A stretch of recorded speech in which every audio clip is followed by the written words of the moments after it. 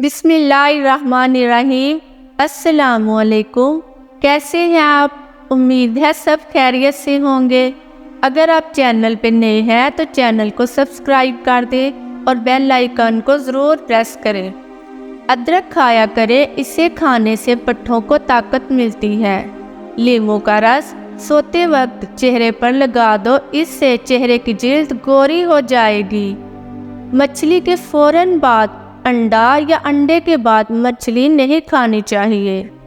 الٹی، متلی، پیٹ میں درد ہو تو بڑی الائچی چبا کر پانی پی لے، فوراً آرام آ جائے گا۔ مخلص لوگ روٹھ جائیں تو منا لیا کرو، مطلبی لوگ چھوڑ جائیں تو رب کا شکر ادا کیا کرو۔ خارش والی جگہ پر پیاز کا رس لگانے سے خارش سے آرام مل جاتا ہے۔ صبح نہار منہ شہد چاٹنے سے عمر میں اضافہ ہوتا ہے۔ کھانا کھا کر فوراً سو جانے سے کان جلد بہرے ہو جاتے ہیں۔ کوئی سفر بھی لا حاصل نہیں ہوتا، منزل نہ بھی ملے تو راستے بہت کچھ سکھا دیتے ہیں۔ بند گوبھی کھانے سے موٹاپا کم ہو جاتا ہے۔ جب کسی دوسرے شہر جائیں تو سب سے پہلے اس شہر کی پیاز کھائیں، اس شہر کے وبائی امراض سے محفوظ رہیں گے۔ گرم دودھ میں تھوڑی سی سونف ڈال کر پینے سے کمر درد سے ہمیشہ کے لیے چھٹکارا مل جاتا ہے۔ دنیا کی سب سے مہنگی چیز بھروسہ ہے، جسے کمانے میں سالوں اور گنوانے میں صرف چند سیکنڈ کا وقت لگتا ہے۔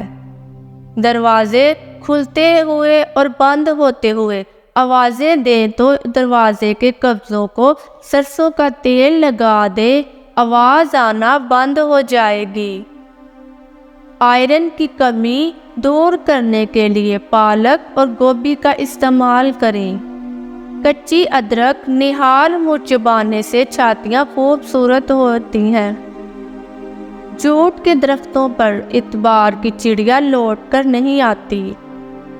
مچھروں کو بھگانے کے لیے ایک کپ میں تھوڑا پانی اور چند کافور کی گولیاں ڈال کر کمرے میں رکھے، مچھر نہیں آئیں گے۔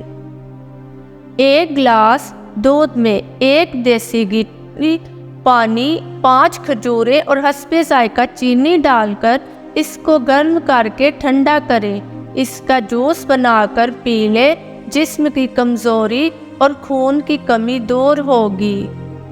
اگر کسی کو گیس اور ہاضمہ کی شکایت ہو تو وہ اجوائن کو پیس کر اس سے تقریباً آدھی مقدار میں کالا نمک مکس کر کے رکھ لیں، کھانے کے بعد آدھا چمچ چائے والا کھائیں، انشاءاللہ ہاضمہ درست ہو جائے گا۔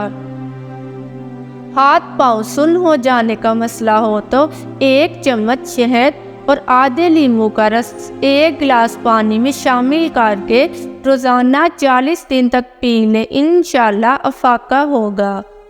پیشاب کی جلن کے لیے روزانہ 1 چائے کا چمچ سفید زیرہ چائے ٹھنڈے پانی کے ہمراہ استعمال کریں، انشاءاللہ افاقہ ہوگا۔